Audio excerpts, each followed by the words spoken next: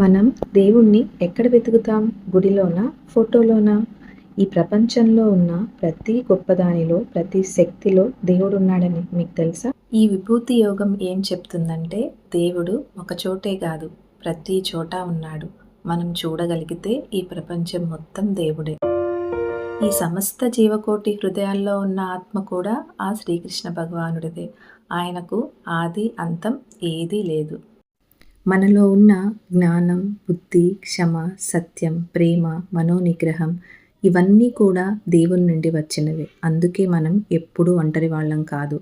ఆయన ఎప్పుడూ మనతోనే ఉంటాడు, మనలోనే ఉంటాడు.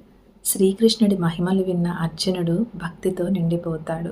భక్తితో ఆరాధించిన వారికి శ్రీకృష్ణుడు జ్ఞానాన్ని ప్రసాదిస్తాడు. భక్తి ఉంటే ఆ దైవ అనుభవం తప్పకుండా లభిస్తుంది. మరొక అద్భుతమైన అధ్యాయంలో మళ్ళీ కలుద్దాం. జై భగవద్గీత, జై భారత్. సర్వే జన సుఖినో భవంతు.